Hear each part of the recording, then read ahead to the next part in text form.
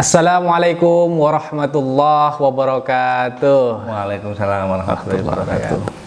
Sobat kreatif dimanapun Anda berada, Alhamdulillah kita bisa berjumpa kembali. Kali ini kita akan melanjutkan ngaji kita sebelumnya, masih soal NU Bapak Yai. Ya, seputar itu. Seputar itu Pak Yai. Gimana kabarnya Pak Yai ini? Alhamdulillah sehat. Alhamdulillah sehat. Alhamdulillah sehat Pak Yai. Lama kita nggak jumpa ini Pak Yai dari Mekah ya? Ya, oke. Ya ibadah lah kita, biar nggak duniawi terus. Biar tidak duniawi terus. Kita tahajud di Haromen. Amin. Pak Yai, kita ingin sekedar membicarakan apa yang sudah sebenarnya viral Pak Yai, soal topik fikih peradaban. Baik. Fikih peradaban. Setahu saya Pak Yai, topik ini sudah lama, era 80-an ya, mungkin banyak tokoh sudah bicara itu. Tapi kenapa kok ini di bawah lagi, dihidupkan kembali di tahun 2000-an kayak gini Pak Yai? Ya. Terima kasih. Gimana itu Pak Yai? Ya. Assalamualaikum warahmatullahi wabarakatuh. Waalaikumsalam. Alhamdulillahalamin.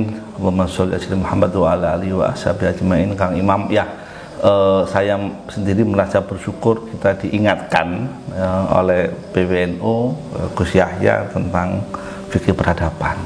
Meski wacana atau diskursus ini sudah lama ya, di Arab sudah lama. Setidaknya di awal 70-an bahkan 1980 itu semarak, tapi kita diingatkan, dan saya kira ini penting karena mohon maaf ya, negara ini saya kira tidak begitu ya dalam tanda kutip ya peduli ya dengan peradaban hari ini ya. Teknologi yang semakin canggih, digitalisasi di semua lini, ini kurikulum kita ini agak abe. Saya mau mengurut sedikit ya. Ada 3 momentum besar yang disebut revolusi yang bisa mengubah umat manusia ya. Menurut Bob Gordon itu ada 3. Yang pertama adalah 1760 ya atau 1750 ketika ditemukan mesin uap oleh Paul Dirac ya. Ketika ditemukan mesin uap, dunia berubah karena transportasi begitu mudah ya antar pulau antar negara. Kemudian 1870 ya ditemukan listrik, BBM, kemudian beberapa ya yang waktu itu ya listrik, BBM, dan mesin uap mungkin. Mesin uap tadi pertama ya, kan pakai uap itu. Yang ini pakai BBM dan listrik. Oh, udah listrik ada. Ya, ada juga tentang kimia ya. Proses kimiawi juga ditemukan. Ini semua berubah. Coba kalau nggak ada listrik. Ya. Coba kalau nggak ada BBM. Ya kan? Nah, itu semua berubah. Nah, kemudian 1960 ya, ini ditemukan komputer. 5 tahun kemudian ditemukan internet. Nah, ada 2 filosof terkenal ya dari Prancis ya yang menulis buku tentang masa depan ketika ditemukan komputer dan ditemukan internet ini. Yang pertama adalah Eric Fromm ya, yang kedua Jacques Ellul. Yang satu menulis tentang The Revolution of Society, yang kedua The Hope of Society, tentang Mechanism of Man, tentang manusia mesin. Jadi ini sudah diramalkan. Ya, jadi akan ada yang namanya zaman milenial, yang akan ada namanya Gen Z ini, kemudian ada yang disebut dengan 4.0, kemudian 5.0, itu sudah diramalkan oleh 2 filosof ini. Tapi ini Pak Yai, hubungan ini kata Ellul ini berbahaya kalau nggak disikapi. Karena dengan adanya internet ini sudah diramalkan akan ada internet genggam, handphone. Ya, yang sekarang kita sebut sebagai smartphone atau gadget ini. Orang akan menjadi objek, kata Ellul itu. Orang akan menjadi robot, orang akan jadi mesin. Jadi ada robotisasi manusia. Dihilangkan kemanusiaannya, rasanya, akalnya, budinya, akhlaknya. Orang hanya dijadikan serdadu pasar, serdadu konflik, proxy war, serdadu kapitalisme, ya, serdadu politik. Dan dibentur-benturkan, akhirnya orang akan punya kecenderungan pragmatisme, manusia seperti mesin yang sangat pragmatis, yang tidak ada kedalaman, teknologi di posisi canggih-canggihnya, tapi dia keren spiritual.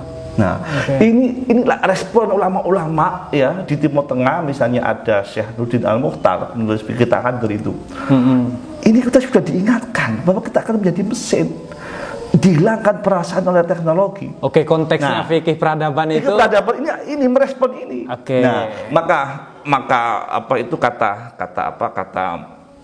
Nurdin Mukhtar itu di dalam fikih tahadur perspektif makosid ya.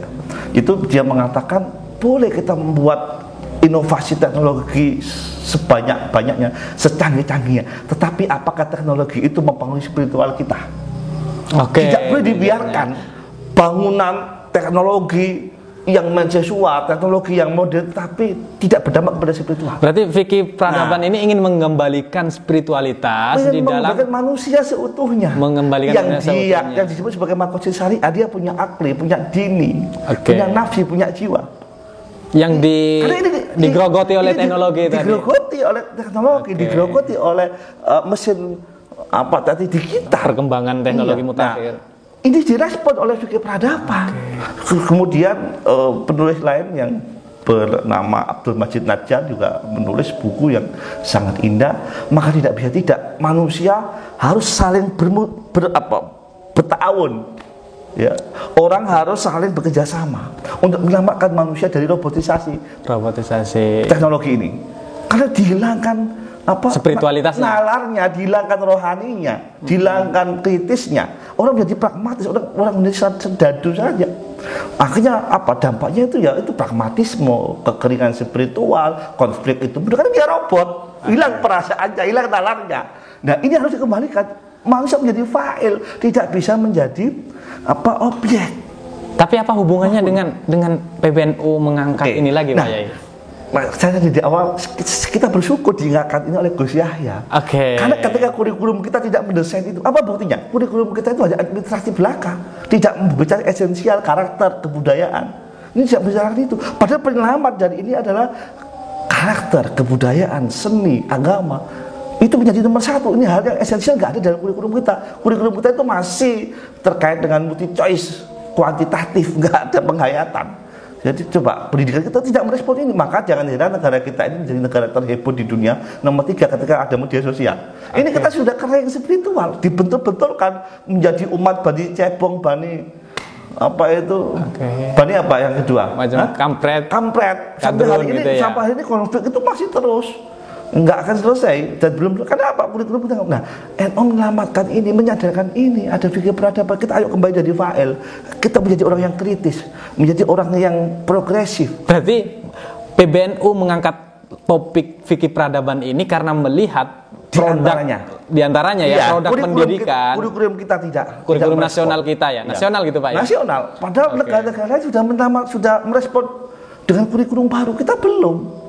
Nah, kita tidak akan cukup waktu untuk membuktikan bahwa kurikulum kita belum respon. Salah satunya adalah kurikulum kita masih administratif formal. Ujian-ujian masih multi choice, masih kuantitatif. Jadi dan itu hampir semua saya dosen, saya guru-guru kita sibuk administrasi, bukan esensial. NU menyelamatkan itu, NU menyadarkan itu. Saya berterima kasih dengan Gus Yahya. Terima kasih. Ketika produk pendidikan kita sudah mulai rapuh ya di hadapan modernitas. Betul. Gitu. Apa kaitannya dengan NU masa lalu? Sebenarnya yang dipikirkan oleh para muassis NU pendiri kita, Mbah Wahab Hasbullah, Kiai Wahab Hasbullah, Kiai Mas Mansur, Kiai Ahmad Dahlan Adjad dan sebagainya.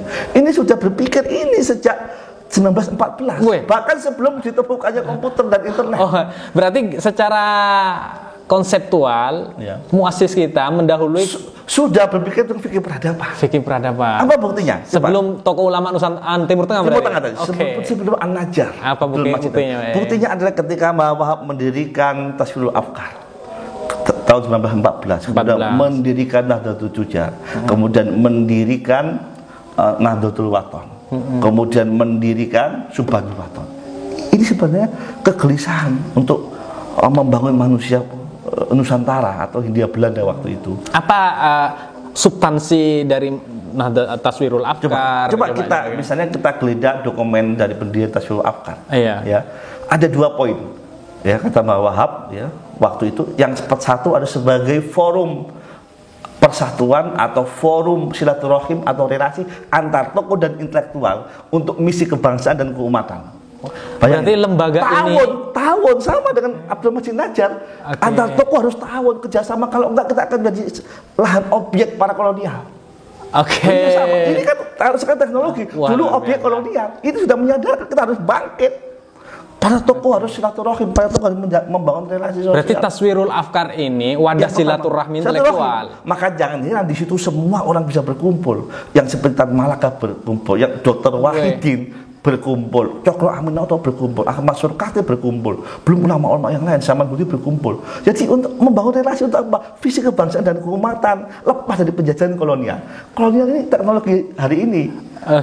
Kolonial ini, iya. Yang kedua adalah membangun moral dan menajamkan intelektual, moral dan para pemuda yang potensial. Ini yang diselamatkan juga manusia. Berarti kemanusiaan ini fikih peradaban. Membentuk manusia yang utuh melalui spiritual, moralitas dan intelektual. Kemudian Nahdlatul Tujar, ya, 1916 ya kalau nggak salah, itu juga membangun atau menajamkan nalar entrepreneurship ekonomi. Jadi kalau kita nggak disadarkan nalar kritisnya, intelektualnya, orang akan loyo terhadap ekonominya. Jadi setelah dibangun, ada kesinambungan taswirul afkar sama Nahdlatul Tujar. Iya, itu dari intelektual ke ekonomi. Gitu. Baru yang ketiga adalah Nahdlatul Wathon. Nahdlatul Wathon, kebangsaan. Iya, menajakkan partisipasi politik. Kalau orang ekonominya bermasalah, masuk politik bermasalah. Berarti ini sepaket ya? Satu itu fikih peradaban. Makanya kata bahasa di dalam kitab At-Tibyan, ya, itu orang itu kenapa gampang menjadi muhibbin, padahal ulama yang dimuhibbini, yang dikagumi itu banyak ulama-ulama yang bermasalah. Ulama yang dikagumi banyak yang bermasalah. Luar biasa. Sehingga banyak ulama-ulama sendiri yang senang dipuji karena sakralitasnya. Dan dia menikmati muhibbinnya. Dapat kritik juga ya. Persatuan sulit kan nalarnya. Ini dikritik sama Mbah Hasyim di dalam kitab At-Tibyan. Banyak ulama-ulama, dalam tanda kutip saya nggak mengatakan palsu, ulama-ulama yang bermasalah. Ulama bermasalah. Yang dianggap wali-wali yang menciptakan sakralisme, kemudian dipuja dan pengikutnya ini fanatis. Sehingga tumpul rasionalitasnya. Ini kan bermasalah. Ketika ini menjadi pragmatisme, nggak ada lagi kedalaman nalar. Sama dengan hari ini, teknologi digital itu nggak ada lagi kedalaman pemahaman agama. Yang ada pragmatisme di luar. Terakhir Pak ya, luar biasa. Sehingga apa? Penciptaan muhibbin, santri mau menjadi muhibbin, santri itu jadi fa'il. Ini peradaban. Jadi intelektual, jadi entrepreneur, sama jadi politisi gitu. Nah, sepaket itu ya. Kita diangkat oleh fikih peradaban yang luar biasa oleh PBNU. Terakhir Pak Yai, ini kan ada isu terbaru ini. Lembaga kajian kita ini, Lembaga Kajian Lakspesdam dan Pemberdayaan SDM, sumber daya manusia. Pengembangan. Lembaga Kajian dan Pengembangan Sumber Daya Manusia. Ini dengan kehadiran Erick Thohir ini gimana Pak Yai? Ini topik terakhir, topik menarik ini Pak Yai. Sesuai nggak dengan visi fikih peradaban dari PBNU ini? Sayangnya, menurut saya salah tempat. Salah tempat gimana Pak Yai? Kami berterima kasih mendapatkan kader sosok yang luar biasa seperti Erick Thohir. Orang itu sudah nggak butuh apa-apa sebenarnya. Sudah selesai ekonomi. Wah, dia kan mantannya. Ketika dia masuk NU, kita berterima kasih sekali ya. Tetapi sayangnya ditempatkan di Lapsdam. Kenapa nggak di lembaga ekonomi? Lembaga ekonomi NU. Beliau itu pebisnis. Pengusaha. Pengusaha yang sukses. Kenapa nggak di lembaga ekonomi yang apalagi sekarang katanya lagi panen tambang kan? Kenapa di Lapsdam? Lapsdam ini mohon maaf ya. Jadi saya sepakat Lapsdam tidak hanya sekedar sesempit kajian. Ya, tetapi tidak bisa dihilangkan bahwa Lapsdam adalah tempat dukungan intelektual. Dan yang disasar adalah pengembangan SDM, sumber daya manusia. Iya kan? Bukan bangunan. Kalau mohon maaf kalau Gus Yahya kemudian menyandingkan Lapsdam dengan Bappenas, itu sama dengan kembali menyandingkan NU dengan partai politik. Jadi ini kita artinya gini Gus. Erick Thohir ini mestinya bukan di Taswirul Afkar, mestinya di Nahdlatul Tujar gitu ya. Karena lembaga ekonomi. Gitu. Karena kalau kita ini di Lapsdam gitu. Dan Lapsdam nanti kemudian diubah kata Gus Yahya kemarin di dalam pidatonya dengan Bappenas mengurusi bangunan, fisik, material. Ini yang dikritik oleh Abdul Majid Najjar bahwa sekarang itu banyak bangunan teknologi yang tidak ada kepentingannya dengan spiritual. Oke. Ini Marxis ini. Terakhir ini sangat marxis. Terakhir. Ya, jadi Bappenas ini kan fisik material, sementara Lapedam ini ide gagasan spiritual. Ya, boleh kita menciptakan bangunan, tetapi ada dampaknya nggak ke spiritual? Kalau nggak ada, apakah Bappenas dalam visinya membangun gedung untuk spiritual? Ini anti peradaban. Anti peradaban. Itu hal yang berbeda. Jadi salah masuk. Oke, terima kasih Pak Yai. Ya, sangat Marxis Oke. Ini konsep yang luar biasa, tapi aksinya bermasalah. Mohon maaf. Konsepnya luar biasa, aksinya bermasalah. Terima kasih Pak Yai, waktunya sudah luar biasa bagi kita. Sobat Kreatif, kita akan ketemu pada podcast berikutnya. Tetap bersama kami, channel Pesantren Kreatif Baitul Kilma. Dari saya, Imam Nawawi, atas segala kekurangan dan kesalahannya, mohon maaf sebesar-besarnya. Mohon maaf Pak Yai atas segala macamnya. Saya juga agak keras ya. Saya lembut. Tapi ya tadi itu, yang ekspektasi yang saya bayangkan dengan fikih hadharah. Oke, fikih hadharah kok jadi Bappenas itu. Jadi Marxis itu. Iya, jadi materialisme bangunan fisik. Terima kasih Sobat Kreatif. Ketemu lagi pada podcast kita berikutnya. Akhirul kalam. Wassalamualaikum warahmatullahi wabarakatuh. Waalaikumsalam warahmatullahi wabarakatuh. Terima kasih Kang Imam. Terima kasih.